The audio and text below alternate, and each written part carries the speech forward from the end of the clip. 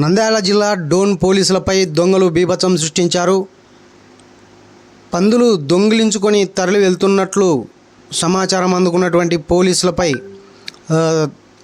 పందులు దొంగిలిస్తున్నటువంటి దొంగలు రాళ్లతోనూ అలాగే బీర్ సీసాలతో కూడా దాడి చేసినట్లు తెలుస్తుంది. బొలెరో వాహనంలో పందులను దొంగిలించుకొని వెళ్తూ పోలీసులకు సవాలు విసిరారు దొంగలు. డోన్లో పందుల దొంగల ముఠ బీభత్సం సృష్టించింది. డోన్ నుంచి ప్యాపిలి వరకు పోలీసులు చేజింగ్ చేశారు. పోలీసులపై రాళ్లతో దాడి చేసినటువంటి దుండగులు ఈజీగా తప్పించుకునేందుకు ప్రయత్నం చేశారు. ఈ నేపథ్యంలోనే 2 రౌండ్లు కాల్పులు జరిపినట్లు కూడా తెలుస్తుంది.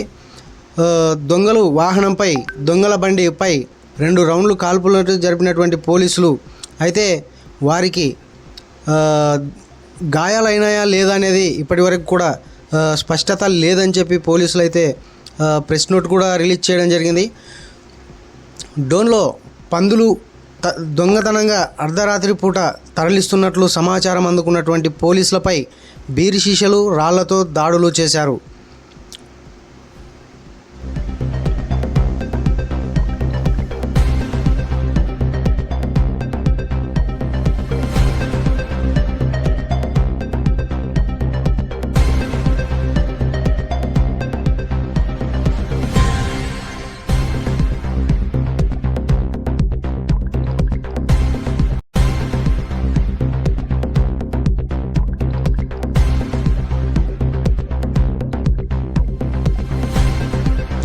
నంద్యాల జిల్లా డోన్ పట్టణంలో పందుల దొంగల ముఠ రెచ్చిపోయింది.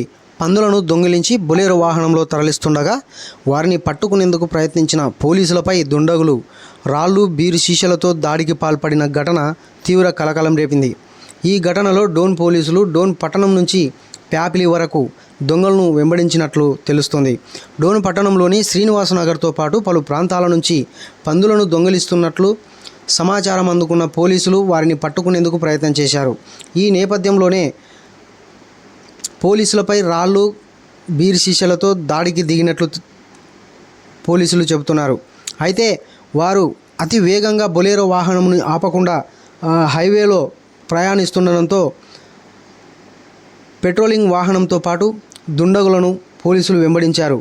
అయినా వారికి చిక్కకుండా అతి వేగంగా వెళ్ళడం జరిగింది. అయితే ఈ నేపథ్యంలోనే 2 రౌండ్లు పోలీసులు దొంగలపై కాల్పులు జరిపినప్పటికీ వారికి ఎటువంటి గాయాలైనటువంటి సందర్భం కూడా రాలేదని చెప్పి పోలీసులు తెలిపారు. పోలీసులపై రాళ్లతో దాడి చేసిన దుండగులు చాకచక్యంగా తప్పించుకున్నారు. దీంతో కొద్దిసేపు ఉత్కంఠభరితంగా చేజింగ్ కొనసాగింది. ఓబులాపురం మిట్ట సమీపంలో దొంగలను అడ్డుకునేందుకు పెట్రోలింగ్ పోలీసులు అడ్డుకున్న వారిపై పెట్రోలింగ్ వాహనంపై రాళ్లతో దాడి చేశారు.